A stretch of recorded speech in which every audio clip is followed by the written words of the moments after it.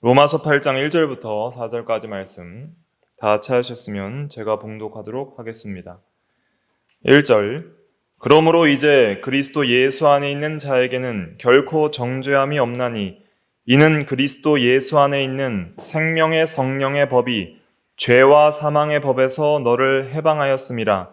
율법이 육신으로 말미암아 연약하여 할 수 없는 그것을 하나님은 하시나니 곧 죄로 말미암아 자기 아들을 죄 있는 육신의 모양으로 보내어 육신의 죄를 정하사 육신을 따르지 않고 그 영을 따라 행하는 우리에게 율법의 요구가 이루어지게 하려 하심이니라.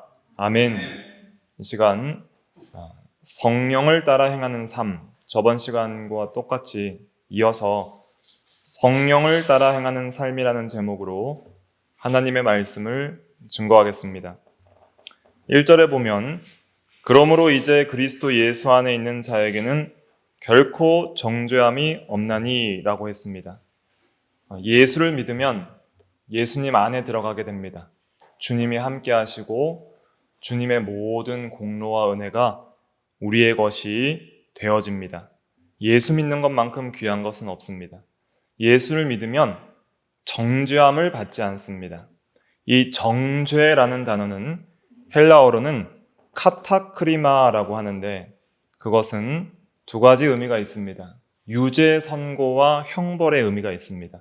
그러니까 너는 죄인이라는 유죄 선고만 하는 게 아니라 여기에는 형의 집행도 포함되는 거예요. 형벌을 내리는 것. 그래서 정죄는 하나님이 최고 심판자이신데 하나님의 법정에서 너는 하나님의 법에 따라 유죄, 죄인이다 선고를 받고요. 그 다음에 형벌, 지옥형 이렇게 형벌을 받아서 그 형벌을 받는 것까지가 정죄예요. 그러면 정죄함이 없다는 것은 하나님 앞에 유죄 선고를 안 받는다는 뜻입니다. 하나님이 항상 우리를 의롭다고 인정해 주신다는 칭의를 포함하는 것이고 또한 여기서 형벌을 안 받는다는 것은 어떤 형벌을 안 받는다는 걸까요? 최종적인 지옥 형벌을 안 받는다는 뜻입니다. 그러면은 뭐는 받을까요? 이 세상에서 우리의 성도들이 살아가면서 계속 죄를 지어요. 그럼 뭘 받아요? 징계를 받아요. 징계는 받는다는 것을 잊으면 안 됩니다. 왜냐하면 하나님은 사랑하는 아들을 징계하시기 때문입니다. 의와 바른 거룩한 삶으로 인도하시기 위해서 바른 인도를 위해서 징계하시는 거예요. 그렇게 살면 안 된다. 그것은 사망의 길이니까 거룩한 생명의 길로 가라. 바른 길로 인도하기 위해서 우리에게 사람 막대기와 인생 채찍으로 징계를 하십니다. 때로는 어떤 인간관계의 고통, 또 질병의 고통, 여러 사건과 사고의 고통, 여러 이 세상에서 막히는 것들을 통해서 하나님께서 나를 치시는구나를 깨닫게 하시는 여러 징표들이 있을 수 있어요. 그 외적인 것도 있을 수 있고 내적인 것도 있을 수 있으면 내적으로 마음이 답답하고 공고하고 가련하고 이 우울하고 뭔가 이 하나님과의 관계가 꽉 막힌 것 같은 그런 어떤 영적인 흑암을 만나는 그런 고통도 하나의 징계일 수 있습니다. 그렇다고 이것이 항상 징계로 오는 것은 아닙니다. 성도를 연단하기 위해서 하나님께서 시험으로 주시기도 하고 또 성화의 이러한 도구로 주시기도 하고 또 하나님의 영광을 위해서 날 때부터 맹인된 자처럼 하나님의 영광을 위해서 어려움을 당하는 성도들도 있습니다. 신약교회 성도들은 대부분 고난을 많이 당했습니다. 그래서 무릇 그리스도 안에서 경건하게 살고자 하는 자는 핍박을 받으리라 한 것처럼 믿음으로 살 때 이 세상의 악함 때문에 또 다른 사람의 악함 때문에 또 마귀의 이 악함 때문에 우리가 고통을 받는 때도 있다 하는 것을 여러 가지 각도로 이제 어려움을 생각해야 되죠. 그러한 성도가 어려움을 당하는 한 면은 또 징계적인 면이 있다. 그래서 우리가 어려움을 당할 때 그것을 회개의 도구로 사용하는 것은 지혜로운 것입니다. 그러나 우리에게는 뭐는 없어요? 정죄함이 없다는 거예요. 하나님이 항상 우리를 인정해 주십니다. 왜 인정해 주실까요? 우리가 의롭기 때문에 인정해 주시는 것이 아니라 누구 때문에 인정해 주시는 거예요? 예수 그리스도 때문에. 오직 예수 그리스도의 공로 때문에 우리는 정죄함을 받지 않습니다.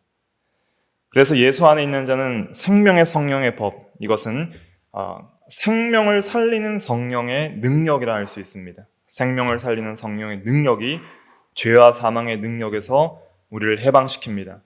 그래서 법적으로도 의롭다 하심을 받게 하시고 실제적으로도 죄와 사망을 이길 수 있게 하시는 거예요.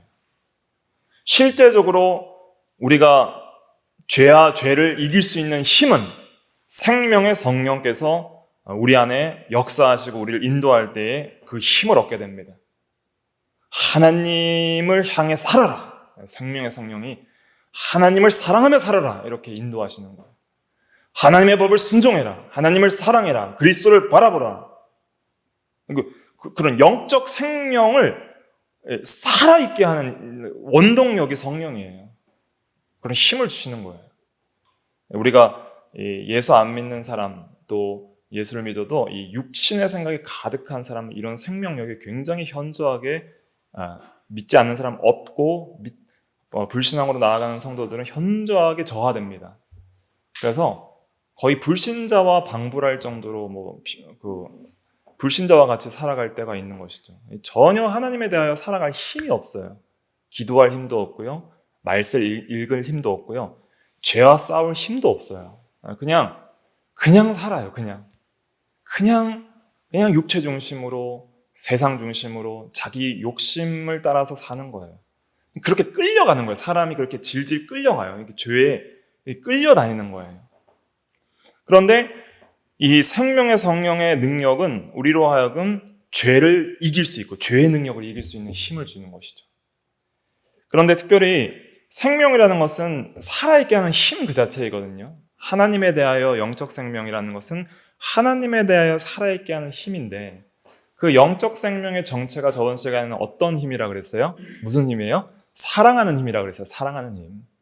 그러니까 이 죄를 사랑하는 힘이 있고 그게 죄의 능력이에요. 하나님을 사랑하는 힘이 있어요. 이 영적인 겁니다. 지금 제가 말씀드린 것은 육적인 게 아니라 영적인 마음의 작용들이에요. 그러니까 죄를 사랑하는 힘이 강력하기 때문에 끌려가는 거예요. 그게 지으면 안 되는 줄 알면서도 그걸 지을 수밖에 없이 살아요.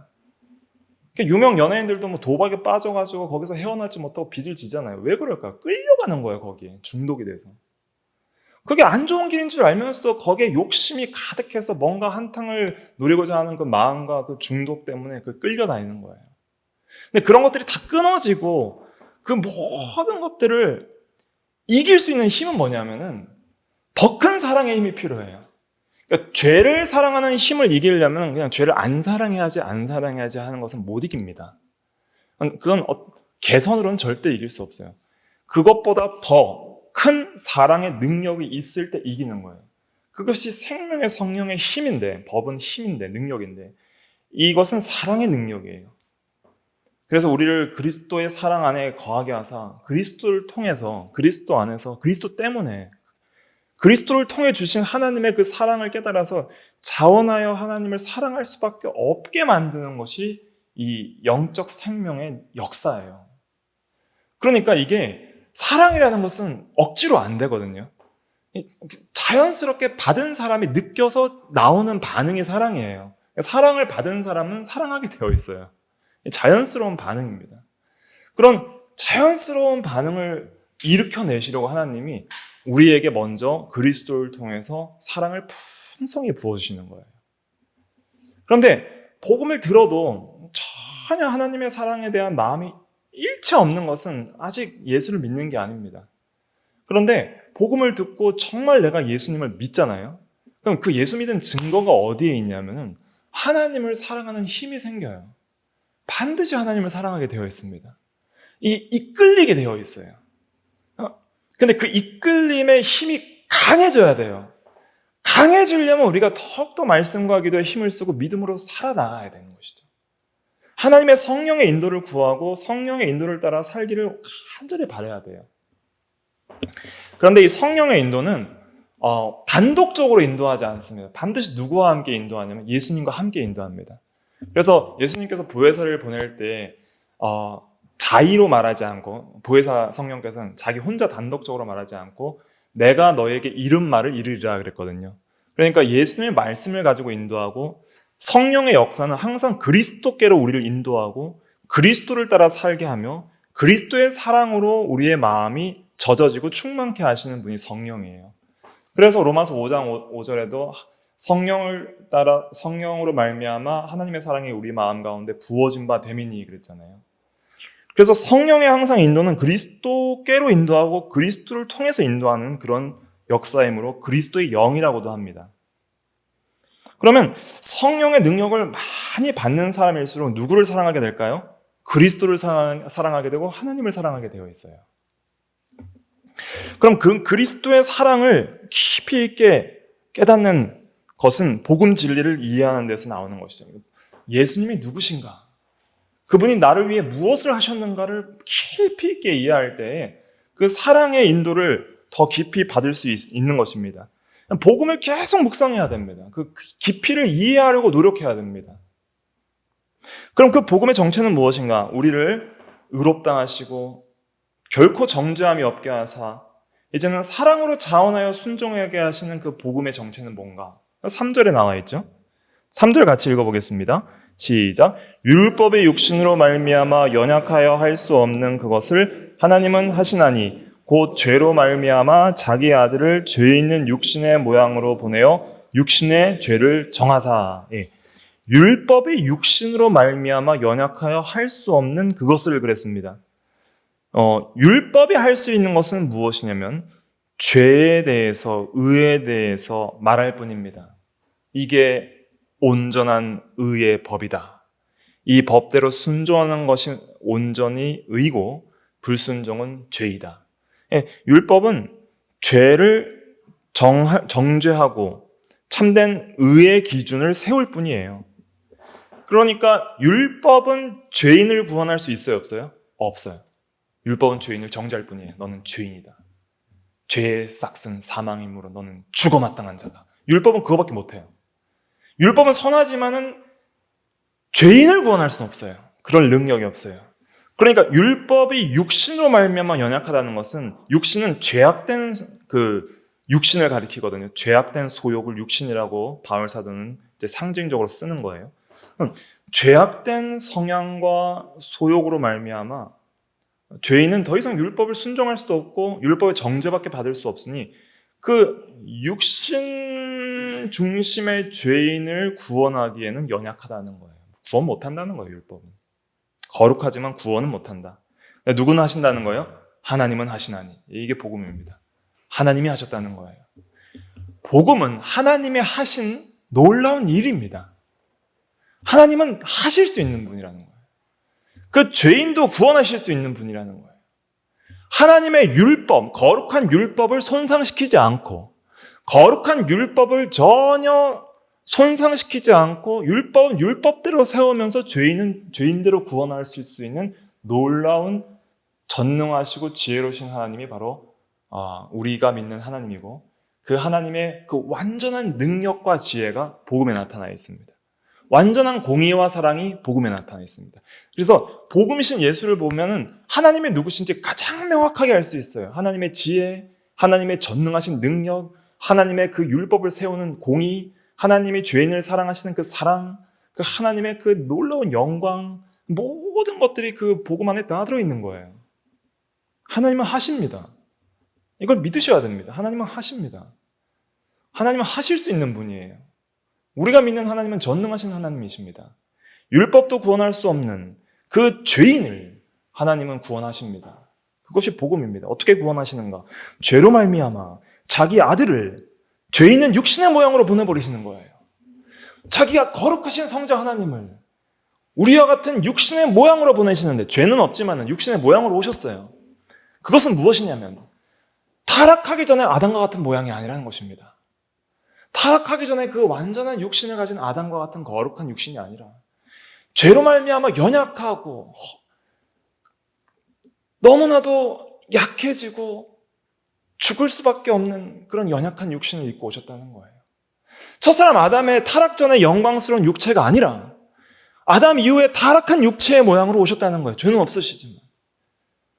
예수님께서 오셔서 말구유에 누이셔서 가난한 목수의 자식으로 태어나서 일생을 순종하며 사시다가 3년 동안 여러 시험과 고난을 받으시고 마침내 십자가에 죽어서 실제로 죽을 수밖에 없는 그런 연약한 몸으로 오셨다는 것이죠. 여러 아픔을 경험하고 배고픔을 경험하고 멸시와 천대를 받고 결국은 피 흘리고 찢기고 죽을 수 있는 그런 연약한 몸으로 하나님이 오셨다는 거예요. 하나님은 죽으실 수 없는 분입니다. 하나님은 영광스러운 분입니다. 하나님은 감히 어떤 피조물과 같지도 않은 그 가장 영광스러운 천사도 하나님을 보고 두려워서 거룩하다 거룩하다 거룩하다 하면서 두 날개로 눈을 가릴 수밖에 없는 그 완전한 거룩하신 지극히 높으신 하나님께서 죄 있는 육신의 모양으로 오십니다. 이게 하나님이 하시는 일입니다. 이게 복음에 나타난 하나님의 사랑과 은혜의 역사입니다. 그렇게 예수님께서 우리 가운데 오셨습니다. 그리고 그 예수님께서는 우리의 죄를 대신하여 정죄받으셨습니다. 여기 보면 육신의 죄를 정하사 그랬죠. 번역이 좀 정확하게 안 와닿아요. 정확한 번역은 이렇습니다. 헬러를 정확하게 번역하면 그 육신 안에서 죄를 심판하신 것이다 이런 뜻입니다. 예수 그리스도의 육신 안에서 하나님이 죄를 심판하신 거예요. 예수 그리스도는 하나님이십니다. 하나님은 죽으실 수 있어요, 없어요? 못 죽으십니다. 그러나 육신 안에서는 죽으셨습니다. 예수 그리스도께서 죽으셨습니다. 하나님께서 피 흘리셨습니다. 하나님께서 죽으셨습니다. 하나님이 정죄당하셨습니다. 하나님이 자기 스스로 죄를 정죄받으신 거예요. 모세 시대 때 하나님께서 물이 없다고 원망불평하는 이스라엘 백성들에게 물을 주시려고 모세를 통해서 반석을 치라 그러면 물이 나오리라 그랬죠. 근데 그 반석 위에 하나님이 서리라 그랬거든요. 그러니까 모세가 반석을 쳤을 때 그 친 대상은 하나님을 친 거예요. 그 하나님을 쳤는데 그 하나님이 누구시냐면 예수 그리스도께서 성육시키는 하나님을 친 거예요. 그 하나님을 정죄하고 쳤을 때 생명수가 나온 거예요. 정죄함이 없는 생명의 역사. 그것이 나온 것입니다. 예수님이 죽으셨습니다. 사람들은 대수롭지 않게 생각합니다. 그런데 우리가 하나님의 말씀을 통해서 하나님이 얼마나 지극히 높으신지를 그 영광을 깨닫고 나면 이 복음이 가장 귀한 소식, 예수 그리스도를 아는 지식이 가장 귀한 것이 됩니다. 우리가 감히 받을 수 없는 게 됩니다. 믿지만 믿을 수 없는 진리가 되는 것이죠. 어떻게 이런 진리를 나에게 주시는가? 그리고 믿을 때는 마치 나를 위하여서 정말 나를 위하여서 나를 사랑하사 자신을 내어주신 주님으로 그렇게 믿어야 됩니다. 나의 주님으로, 나의 구주로 믿어야 되는 것이죠. 그럴 때 우리에게 생명의 역사가 있고 결코 정죄함이 없는 은혜가 주어지는 것입니다. 그럼 육신 안에서 죄를 심판하시는 것은 어떻게 이루어졌는가? 예수님의 이 전생의 삶이 하나님 앞에 고난받는 삶이었어요. 그의 모든 삶이 십자가뿐 아니라 태어나면서부터 죽을 때까지 우리의 죄를 위하여 고난의 삶을 사셨습니다. 태어날 때부터 가난하게 태어나셨고 헤롯 왕에게 쫓겨가서 애굽에게 피난도 가셨고 그리고 목수의 아들로서 순종하면서 이 세상에서 육체의 그 모든 일의 고통을 다 경험하셨습니다. 여러분들 직장 생활 하시면서 힘드시잖아요. 그 모든 직장 생활의 힘든 일을 30년 동안 공생애를 살면서 목수로서 고난 다 당해보셔서 직장 생활 힘든 것도 다 아십니다. 그리고 사역을 하시면서 공생애 30년 아니죠. 사생애 30년. 사생애 30년 동안 직장 생활의 어려움 다 아시고 또 이 공적 생애 3년 동안 모든 이 고난들을 다 받으시는 것이죠. 이 시기와 질투, 모욕, 멸시, 불신앙의 사람들로부터 이 비판을 받으시고 마침내 마귀에게도 시험을 받으시고 마침내 십자가에서 죽으시죠. 십자가에서 죽으실 때 영육 전체가 다 죽으셨습니다. 영혼은 하나님과 끊어졌죠. 나의 하나님 어째 나를 버리시나이까 하는 그때 하나님과 끊어지는 것입니다. 영혼의 단절을 경험하셨습니다. 그 영혼의 단절을 이 세상은 흑암으로 표현했죠. 햇빛이 가려지고 온 세상에 흑암이 임함으로써 하나님과의 끊어지는 그 고통의 영적 고통과 아픔을 어둠으로 표현하셨습니다. 예수님은 어둠을 경험하셨고 하나님께 기도를 드렸을 때 항상 아버지께서 응답하셨던 그 놀라운 응답을 외면당하는 고통을 경험하셨죠. 그리고 마침내 육신도 죽으셨습니다. 그러나 예수님께서 하신 놀라운 사역은 무엇이냐면 그 전생의 고난을 받으셨지만 전생의 온전한 순종을 하셨습니다. 예수님은 한 번도 죄를 짓지 않으셨습니다.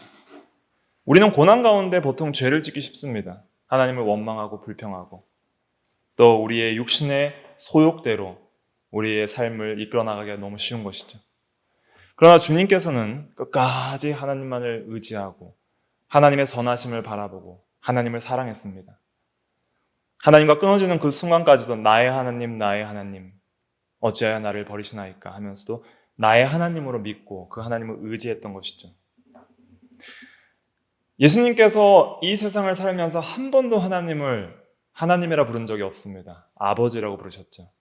근데 십자가상에서만 버림받을 때 아버지라 부를 수 없기 때문에 하나님이라 부르셨습니다. 그런데 그것으로 끝난 게 아닙니다.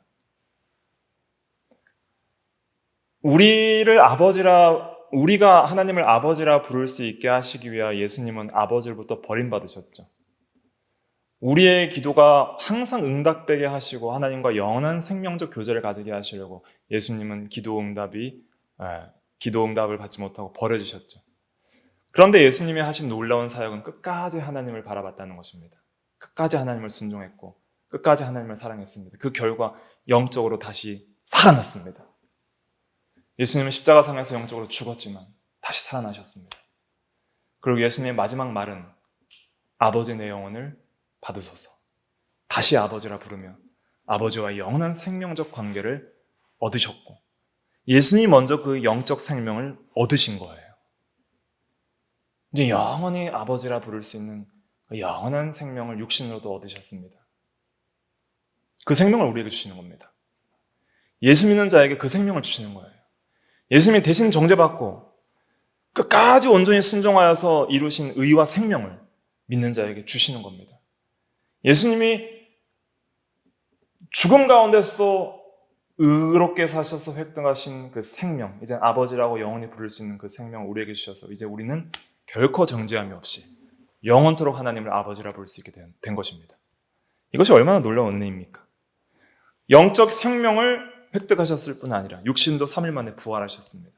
그래서 우리에게 부활의 소망도 주실 수 있습니다. 우리는 반드시 부활합니다. 나이가 들고 또 우리 어르신들 여러 가지 질병 때문에 고통당하시잖아요. 정말 낫기를 원합니다. 그렇죠? 간절히 낫기를 우리가 간절히 기도합니다. 우리 성도 한 명이 아프면 우리 전체가 아픈 것처럼 우리가 마음이 아프고 성도들을 위해서 기도합니다. 하지만 결국 우리가 계속 병이 들 겁니다. 결국 우리는 한번 죽을 거예요. 그러면 예수 믿는 소망은 어디에 있는가? 이 세상에 육신의 생명이 있는 건 아닙니다. 더 나은 부활의 완전한 생명에 우리의 소망이 있는 것이죠. 그 부활의 소망을 우리에게 주시려고 예수님은 죽으셨습니다. 이게 복음입니다. 이것을 우리가 값없이 그냥 거저 믿는 거예요. 뭐 우리가 행한 것이 무엇가 있습니까? 그냥 믿어지게 하셔서 믿어지는 거예요. 사랑하게 하셔서 사랑하게 하시는 거예요. 소망하게 하셔서 소망하게 하시는 거예요. 그것이 은혜입니다. 그 은혜를 받은 자는 더 그 은혜를 사모해서 은혜 가운데 살아가야 됩니다. 거룩하게 사십시오. 율법대로 사십시오. 물론 그렇게 살아야 되죠. 어떻게 살아야 되는지도 공부해야 됩니다. 대우리문답과 소리문답, 신앙고백서 이런 걸 통해서 십계명 공부를 통해서 어떻게 하면 더 하나님의 법을 온전히 순종할 수 있을지 법에 대한 공부를 열심히 해야 됩니다. 그러나 그것 가지고는 안 돼요. 율법으로는 안 돼요. 동기가 없잖아요. 율법으로는 죄를 못 이깁니다. 하나님의 성령의 능력이 있어야 됩니다. 사랑의 능력이 있어야 됩니다. 그리스도의 은혜가 있어야 됩니다. 그거의 원동력이에요. 때는 불감이고 힘입니다. 율법을 순종하게 하는 내적 힘은 그리스도 예수예요. 그 예수가 우리를 율법을 순종하게 능력 있게 하시는 겁니다. 율법을 순종하기를 간절히 원하고 공부하십시오. 십계명에 있는 깊이를 공부하셔야 됩니다. 어떻게 순종하는 것이 더 완벽하게 순종하는지 공부하시고 거기에 대해서 우리가 책망도 받아야 됩니다. 달게 받으셔야 됩니다. 법을 지키지 않는 것에 대해서 두렵고 떨림으로 회개해야 됩니다. 법을 지키지 않는 모든 성도들은 반드시 고통이 따를 것입니다. 징계가 있을 것입니다. 생명과 평안이 아니라 영적 흑암을 만날 것입니다. 하지만 예수님의 은혜 때문에 결코 버림받지 않습니다. 정죄함이 없습니다. 영원히 하나님은 우리의 아버지가 되시고 우리를 의의 길로 인도하십니다. 그러나 그것으로 만족할 수 있지 않죠. 우리는 율법에 온전히 순종해야 됩니다. 순종하길 원합니다. 율법의 요구를 여러분들이 이루어 나가셔야 됩니다. 이게 진짜 예수를 통하여 우리를 구원하신 목적이에요. 거룩한 순종의 삶으로 살아가게끔 우리를 구원하신 것입니다. 영원한 천국에서 우리는 완전히 거룩하게 살 겁니다. 100% 주님과 같이 순종하는 삶을 살게 될 것입니다. 그때를 소망하면서 현재적으로 그 천국이 우리 마음속에 이루어지려면 우리는 반드시 율법을 더 온전히 순종하도록 그렇게 책임감을 가지고 노력해야 됩니다. 그런데 문제는 뭐냐면 나만의 힘으로는 안 된다는 거예요. 나만의 힘으로는. 율법을 순종하게 하시는 능력은 성령입니다. 생명의 성령께서 그리스도의 사랑의 힘으로 우리를 순종하게 하시는 거예요. 생명의 성령께서 그리스도를 사랑하게 하는 힘을 주셔서 우리를 순종하게 하시는 것입니다. 그래서 성령을 따라 행할 때 비로소 우리는 율법의 요구를 이룰 수 있게 됩니다. 4절 한번 읽어볼게요.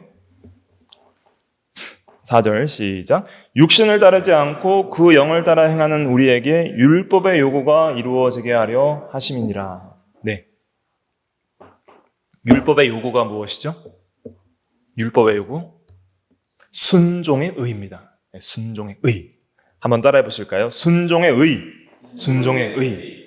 마음으로부터 온전히 완벽하게 정말 사랑해서 순종하는 것이 의인데 그걸 요구하는 거예요. 너는 마음과 뜻과 목숨과 힘을 다해 주 너의 여 하나님을 사랑하며 이웃을 내 몸과 같이 사랑하는 그 온전한 사랑 안에서 내게 명하신 모든 계명을 온전히 순종하라. 그것이 하나님 앞에서 의인이라. 그 순종의 의를 요구하는 것이 바로 율법의 요구입니다. 그 율법의 요구를 어떤 죄인도 이룰 수가 없습니다. 그래서 이 모든 요구를 누가 대신 이루신 거예요? 예수님이 다 이루셨습니다. 예수님이 율법의 요구대로 형벌도 받으셨습니다. 율법의 요구는 정죄의 요구도 있어요. 순종의 의의 요구도 있지만 죄에 대해서는 정죄의 요구도 있습니다. 죄에 대해서는 정죄하는 힘이 있어요. 정죄를 다 받으시고 순종도 다 하셨습니다. 그럼 우리가 바라봐야 될 건 뭐냐면 그 예수를 바라봐야 돼요. 법적으로 죄사함 받고 의롭다 하심 받을 뿐 아니라 우리가 실제적으로 순종할 수 있는 힘도 누구 안에 있는 거예요? 예수님 안에 있어요. 그분 안에 있어요. 그분 안에 모든 게 다 있어요. 우리가 예수 안에 있고 예수를 붙들고 예수와 함께 살아갈 때에 우리 안에서 주님께서 율법의 요구를 이루어 가십니다. 주님께서 우리 안에서 율법의 요구를 이루어 가시는 그 인도를 따라서 우리가 순종해 나갈 때에 우리가 온전한 순종의 의를 이루어 나갈 수 있는 것입니다. 우리에게 책임이 있습니다. 육신을 따르지 않고 영을 따라 행할 책임이 있습니다. 그리스도를 바라볼 책임이 있습니다. 그리스도를 의지할 책임이 있습니다. 이젠 그런 마음이 있습니다. 그러니까 해야 돼요. 구원받은 성도들에게는 하나님이 살려주신 새 생명의 그 능력이 있어요. 영적으로 생각할 수 있는 힘도 있습니다. 새 사람이 있습니다. 그러므로 우리는 해야 됩니다. 계속적으로 거룩하게 살라고 명령하십니다. 주님을 의지하라고 명령하십니다. 우리는 그렇게 의지해야 됩니다. 그렇게 의지할 때에 하나님이 다 이루어 가시는 것이죠. 그래서 우리는 이제 육신을 따르지 말아야 됩니다. 우리의 책임입니다. 육신을 따르지 말아야 됩니다. 육신의 죄성을 따르지 않고 이제는 성령을 따라 행하도록 힘을 써야 됩니다. 우리의 의무고 책임입니다. 그러면 성령을 따라 행하는 삶이라는 제목으로 오늘 말씀을 증거하는데 성령을 따라 행하는 삶이 구체적으로 무엇인가? 어떻게 살아야 되는가? 라는 우리가 질문이 들게 됩니다. 그럼 우리가 어떻게 살아야 될까요? 성령의 인도가 어떻게 이루어지는지를 알아야 되는데 성령은 우리의 전인격을 인도하십니다. 성령은 인격적인 하나님이십니다. 하나님이기 때문에 우리의 마음이 지식적으로 주님의 사랑을 깨닫고 우리의 마음이 주님을 사랑하여서 하나님의 법을 알고 또 사랑하여서 순종할 수 있도록 그렇게 우리의 마음을 전인격적으로 지식, 감정, 의지 전체를 인도하시는 성령이십니다. 그럼 그 성령의 인도를 어떻게 받아야 되는가? 첫째는 말씀과 기도에 힘을 써야 됩니다. 말씀과 기도에 힘을 쓸 의무는 우리에게 있습니다. 주일 예배를 참석해서 일주일에 공예배를 통하여서 말씀을 들을 때 그것이 바른 하나님의 말씀에 선포라면 그 말씀을 통해서 더욱더 하나님의 영으로 인도받을 힘을 우리가 공급받게 됩니다. 그렇지. 영적인 생각을 하게 됩니다. 하루 종일 영적인 생각을 안 하던 사람도 하나님 말씀 들을 때만 비로소 영적인 생각을 할 수 있게 되는 것이죠. 그리스도를 생각하게 됩니다. 하나님의 법을 묵상하게 됩니다. 십계명을 다시 암송하게 되고 어떻게 살아야 할지를 깨닫게 되고 회개하게 됩니다. 그리고 이 모든 것을 가능하게 하시는 율법의 요구를 이루시는 성령의 하나님의 인도를 우리가 구하게 되는 것이죠. 기도하게 됩니다. 기도할 마음이 드는 것이죠. 말씀을 읽을 때. 하나님을 의지할 마음이 드는 것이죠. 그리스도를 더 사랑할 마음이 드는 것이죠. 그런 마음이 있어야 됩니다. 그냥 아무 마음도 없이 그냥 그렇게 살아가지 마십시오. 아무 마음도 없이 그렇게 예배를 그냥 형식적으로 참석해서는 안 됩니다. 뭔가 내적인 하나님의 은혜를 갈급하게 구하셔야 돼요. 하나님 은혜를 주시옵소서. 성령의 인도를 주시옵소서. 예수 그리스도의 사랑의 힘이 우리의 마음을 지배하게 하여 주시옵소서. 내 마음이 복음에 사무치게 하여 주시옵소서. 그 은혜와 사랑이 나의 마음을 강권하여 인도하게 하여 주시옵소서. 그런 마음들이 있어야 됩니다. 간절히 그런 마음을 구하시고 성령의 인도를 구하십시오. 그러면 성령께서 그 마음을 이렇게 인도하세요. 주님을 사랑하고 하나님의 법을 깊이 있게 깨닫고 순종할 수 있도록 자원하여 순종하게 하시는 그 인도가 있습니다. 그 인도를 간절히 구하면서 은혜를 사모하면서 말씀과 기도에 힘을 써야 됩니다. 왜 해야 되는지 알아야 됩니다. 너무 귀한 거예요. 저도 너무 바쁘다 보면 하루에 읽어야 될 성경 말씀 다 못 읽고 넘어갈 때가 있습니다. 그러면 이제 그 다음날 보충해서 읽습니다. 형식적으로 읽을 때는 감동이 없어요. 빨리 많은 걸 읽어야 되다 보니까 채워야 되는구나. 성경 읽기표 채워야 되는구나. 빨리빨리 읽을 때는 감동이 없다. 이렇게 하면 안 되지. 기도하고 하나님의 말씀을 한 말씀 한 말씀 곱씹으면서 읽을 때 하나님이 내 마음을 움직이시는 것을 경험하게 됩니다. 마음을 움직이셔요. 그렇지. 내가 이렇게 살아야 되지. 내가 잊고 있었구나. 하나님이 누구신지, 하나님이 우리에게 무엇을 명령하시는지, 또 우리에게 하나님께서 어떤 은혜와 사랑을 베풀어 주셨는지 신구약 전체에 너무 풍성하게 나와 있습니다. 그 말씀의 인도를 받는 것이 성령의 인도를 받는 것입니다. 성령은 진리의 영이시기 때문에 진리 가운데로 인도하십니다. 말씀을 떠나서 인도하지 않습니다. 요한복음 16장 13절에 그러나 진리의 성령이 오시면 그가 너희를 모든 진리 가운데로 인도하시니 그가 스스로 말하지 않고 오직 들은 것을 말하며 그 다음에 내 것을 가지고 너희에게 알리시겠습니다. 진리대로 예수님께 들은 것을 말하고 예수님의 것을 가지고 말씀하시겠다. 요한복음 16장 13, 14절에 진리의 영이기 때문에 진리를 떠나서 역사 안 합니다. 또 간절히 기도하는 자에게 성령을 주신다 그랬어요. 누가복음 11장 13절에 구하는 자에게 성령을 주시지 않겠느냐. 사모하고 기도하십시오. 그러면은 그 기도 가운데 성령께서 기도도 이끄실 뿐 아니라 우리에게 성령을 따라 향할 수 있는 자원하는 심령들을 주시는 것이죠. 또 우리가 성령의 인도를 받으려면 죄를 회개해야 됩니다. 하나님은 거룩하시기 때문에 죄와 함께 하지 아니하십니다. 우리 마음속에 버리지 않고 나는 이 육신의 생각, 이 죄는 난 결코 버리지 않을 거야 하고 붙잡고 있는 그런 교만한 마음이 있을 때 성령께서 역사하지 않습니다. 떠나시지 않지만 감동이 없어요. 죄를 철저하게 버려야 됩니다. 어떤 죄도 버리려고 노력하십시오. 그럴 때 성령께서 우리의 마음속에 더욱 풍성히 우리를 인도하실 겁니다. 그 다음에 내가 죽어져야 됩니다. 자기 생각, 자기 고집, 자기 뜻, 자기 욕심, 자기가 내가 하겠다는 것, 그런 교만과 자기 생각이 죽어질 때에 성령이 우리를 인도합니다. 그리고 우리가 말씀을 적극적으로 순종할 때 성령이 또 인도하십니다. 순종하는 자에게 주시는 성령이라 그랬습니다. 사도행전 5장 32절에 순종하는 사람들에게 주신 성령이라 그랬어요. 순종할 때 성령의 역사가 강해집니다. 우리가 말씀을 순종할수록, 여러분들이 믿음으로 순종하며 살수록 성령의 역사는 점점 여러분들 안에서 강해질 것입니다. 성령의 사람이 되고 하나님의 사람이 될 것입니다. 하나님이 저와 함께 있노라는 것을 사람들이 보게 될 것입니다. 성령의 인도를 받는 방법 몇 가지 말씀드렸는데, 첫째는 말씀과 기도에 힘을 써야 된다. 한번 따라해 보실까요? 말씀과 기도에 힘을 써야 된다. 말씀과 기도에 힘을 써야 된다. 두 번째, 죄를 회개해야 된다. 죄를 회개해야 된다. 세 번째는 자기가 죽어져야 된다. 자기가 죽어져야 된다. 넷째는 순종해야 된다. 순종해야 된다. 예. 이러한 것들을 기억하면서 잘 자기에게 적용을 해보시면 됩니다. 적용하면은 하나님의 역사가 나타날 거예요. 받은 자밖에 알 수 없습니다.